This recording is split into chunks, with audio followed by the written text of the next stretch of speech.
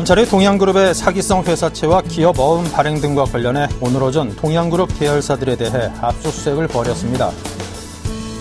동양그룹 기업 어음과 회사채의 개인 투자자 피해 규명을 위한 국민검사가 시행됩니다.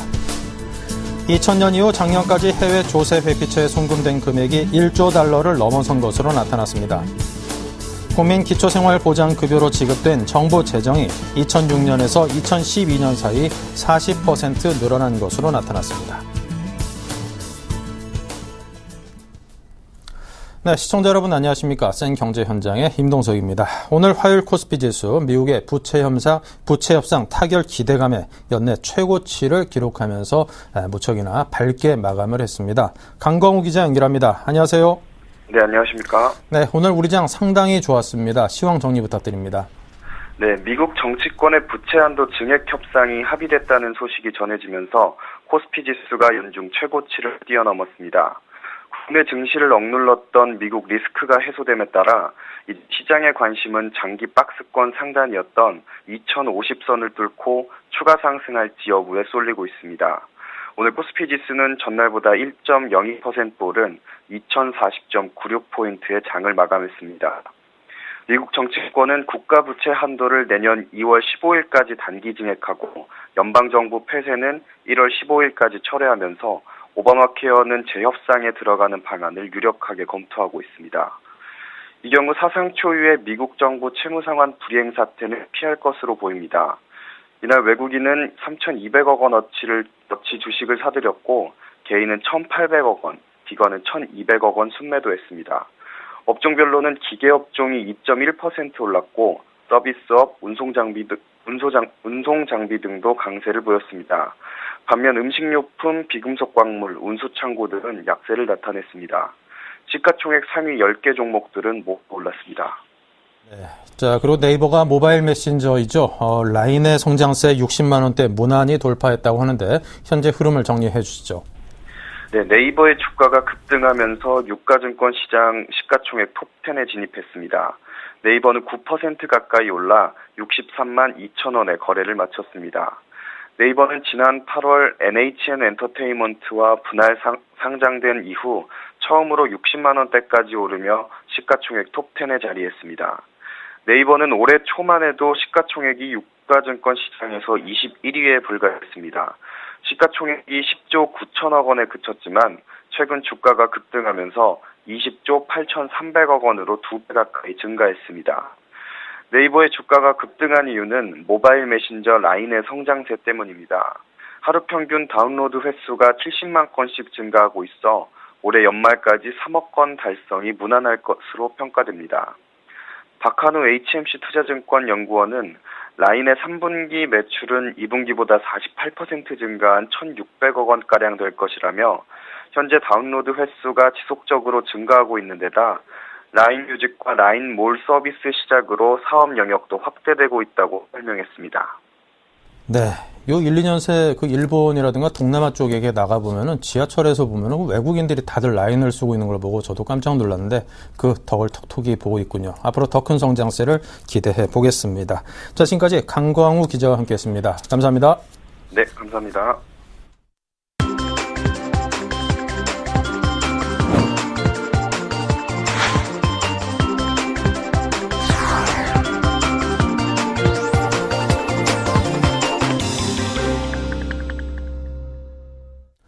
오늘의 주요 뉴스입니다. 검찰이 동양그룹의 사기성 회사채와 기업 어음 발행, 법정관리 신청 의혹과 관련해 15일 오전 동양그룹 계열사들에 대해 압수수색을 벌였습니다. 서울중앙지검 특수 1부는 검사와 수사관 수십 명을 서울 을지로 동양과 동양증권, 네트워크스 등 계열사들과 현재은 회장의 자택 등 10여 곳에 보내 컴퓨터 하드디스크와 회계 장부, 내부 보고서 등을 확보했습니다. 검찰은 동양그룹 사태와 관련해 경제정의 실천시민연합이 현 회장과 정진석 동양증권 사장을 고발한 사건과 동양증권 노동조합이 현 회장을 특경가법상 사기 혐의로 고소한 사건을 병합해 수사해 왔습니다. 검찰은 이날 압수수색에서 확보한 자료들을 토대로 동양그룹이 회사의 자금 사정을 알고도 기업어음을 발행했는지와 계열사 간의 불법 거래가 있었는지 등을 확인할 방침입니다. 동양그룹 기업 어음과 회사체의 개인 투자자 피해 규명을 위한 국민검사가 시행됩니다. 이는 소비자 권리 보호를 위해 도입한 국민검사 청구의 첫 적용 사례입니다. 15일 금감원은 국민검사 청구 심의위원회를 열어 만장일치로 금융소비자원 등 600여 명의 동양 기업어음 피해자들이 제기한 국민검사 청구를 수용하기로 했습니다. 금융소비자원은 4만 5천여 명의 동양 기업어음과 회사채 보유자 모두에 대한 전수조사를 요구했으나 금감원은 일단 국민검사를 청구한 600여 명에 대해서만 전수조사를 할 계획입니다. 금감원은 이번 사안의 중대성을 고려해 불완전 판매 전담 특별검사반을 구성하는 등 검사 인력을 대폭 확대해 신속하게 검사에 돌입할 예정입니다.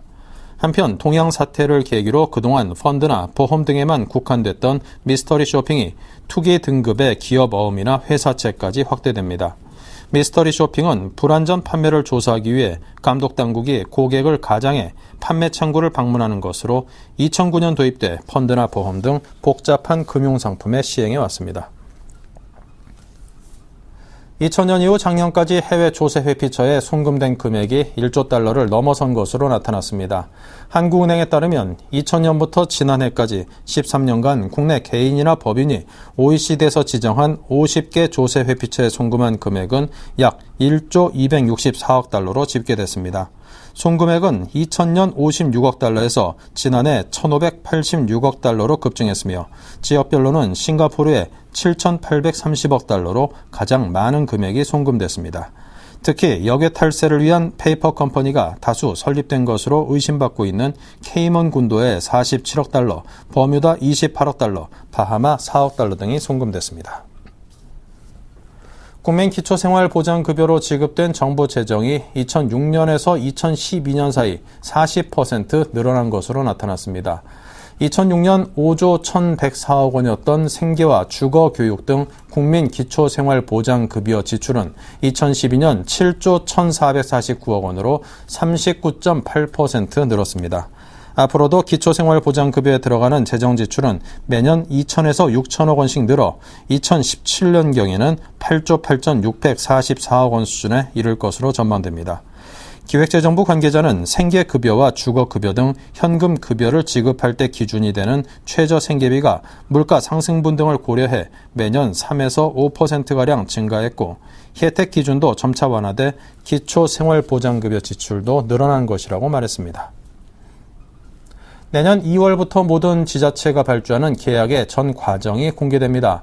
안전행정부는 지방계약 업무의 투명성을 높이려는 목적으로 지방계약법 시행령 개정안을 입법 예고하고 법제처 심사와 국무회의를 거쳐 내년 2월부터 시행할 예정이라고 밝혔습니다. 지자체는 앞으로 공사와 용역, 물품 계약을 발주할 때 계획에서 낙찰자 선정, 계약 체결, 변경 등 전 과정을 지자체 홈페이지에 5년 이상 공개해야 합니다. 개정안은 또 입찰 참가업체에 향응과 뇌물, 담합, 청탁 등을 금지하는 청렴 서약서 제출 의무화를 명시했습니다. 에너지 수입 의존도 증가와 해외 자원 개발 부진 등으로 우리나라의 에너지 안보 수준이 세계 최하위권에 머무른 것으로 나타났습니다.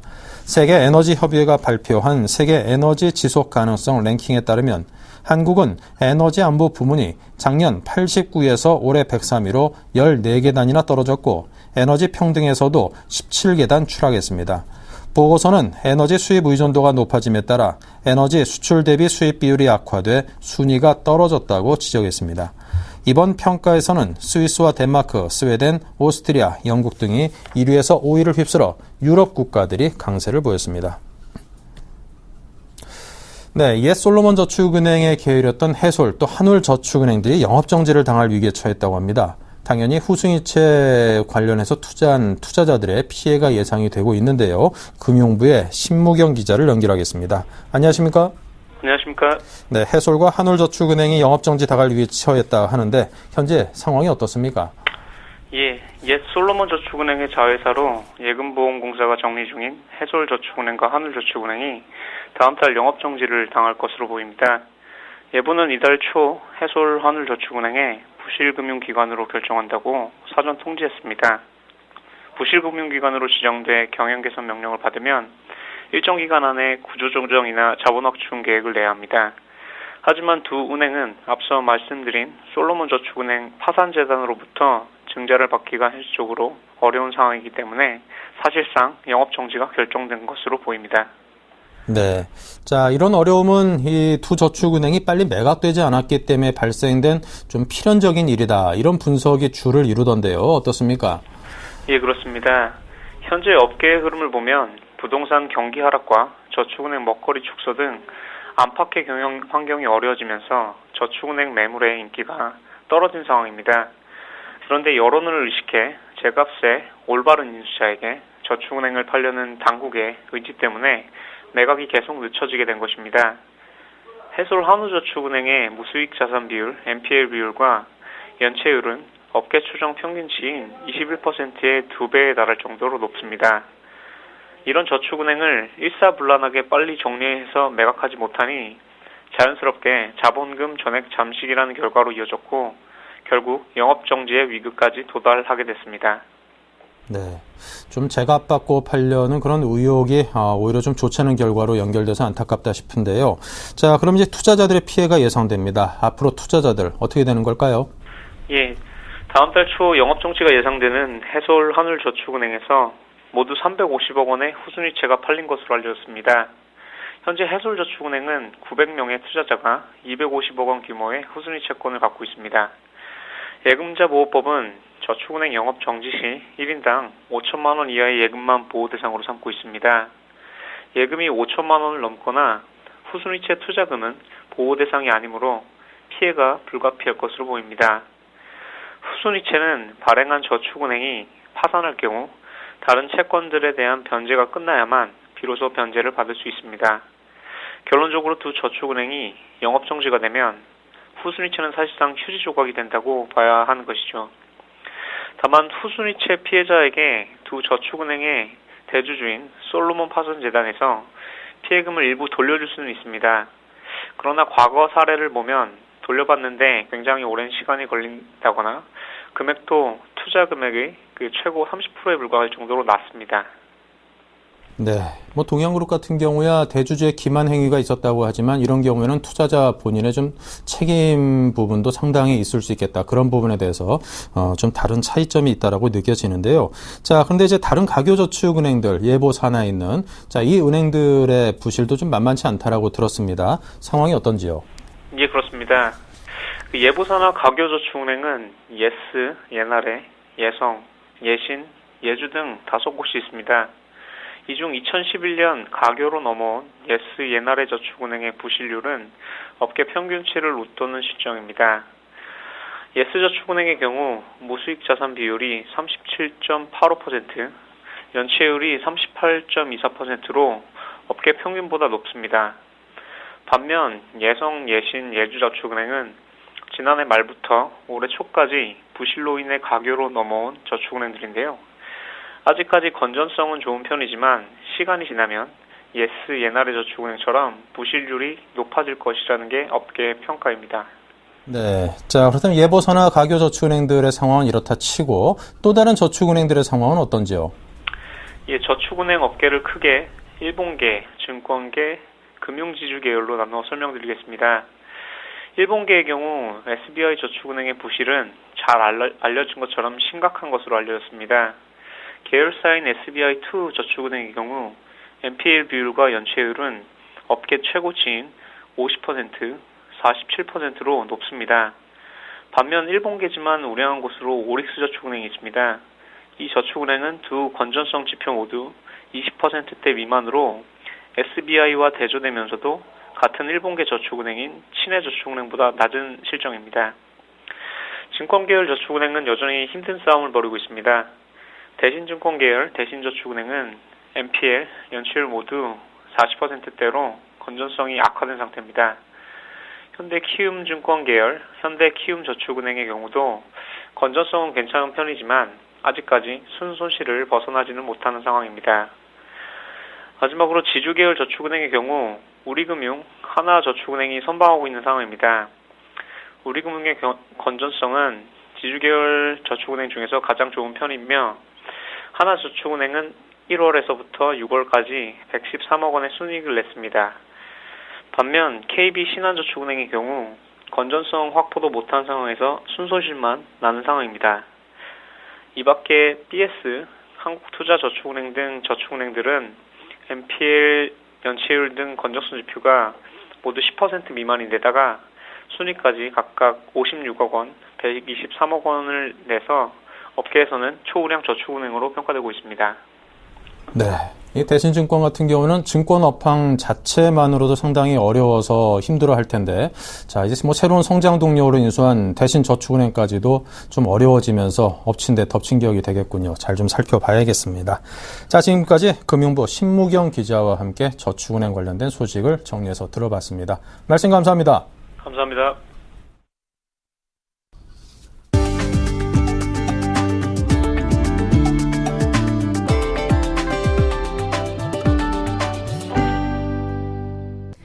소셜커머스 상품 10개 중 3개의 할인율이 최대 50%포인트 이상 과장된 것으로 나타났습니다. 소비자 문제연구소 컨슈머 리서치가 소셜커머스 쿠팡과 티켓몬스터 등 상위 3곳이 판매한 80개 상품을 무작위로 추출해 조사한 결과 24개의 할인율을 부풀린 것으로 나타났습니다. 특히 최근 쿠팡이 판매한 이유식 밀폐용기 세트에 대해 63%의 할인율을 내세웠지만 실제 할인율은 7.6%에 불과해 55.4%포인트나 할인율을 부풀렸습니다. 삼성전자의 스마트폰과 태블릿 PC가 미국 국방부에 이어 영국 정부의 보안 인증을 받았습니다. 삼성전자는 안드로이드 스마트폰과 태블릿 PC 일부 제품이 영국 정부의 통신전자 보안 그룹으로부터 보안 인증을 받았다고 밝혔습니다. 삼성전자 스마트폰은 영국 정부의 공무원들이 공식 사용할 제품으로 기관에 납품하는 것이 가능해졌습니다. 삼성전자는 자사 스마트폰을 설정할 수 있는 개발 도구를 영국 정보기술 담당 당국자에게 제공할 계획입니다. CJ 대한통운은 고객 맞춤형 국제물류 정보 시스템인 커스터머 포털을 업계 최초로 자체 개발 운영합니다. 커스터머 포털은 항공, 해상, 국제화물 운송 문의와 각종 정보 확인을 화물주가 인터넷 스마트폰으로 직접 확인할 수 있는 시스템입니다. 사용자 편의를 고려해 화물 운송 문의부터 선적, 통관 등 화물의 국제 운송 과정 전반을 한눈에 파악할 수 있도록 한 점도 특징입니다.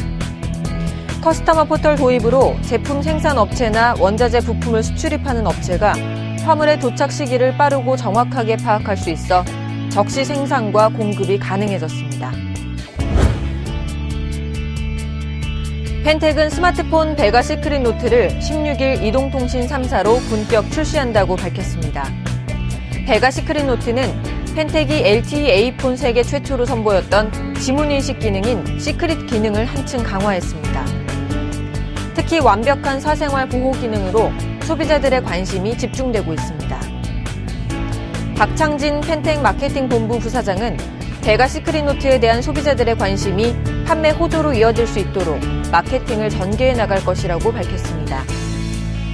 펜텍은 베가 시크릿 노트 초기 구매 고객에게 선착순으로 고급 스마트 플립 케이스를 제공하는 온라인 프로모션을 오는 18일부터 진행할 예정입니다. 네, 이상으로 센 경제 현장을 마칩니다. 감사합니다.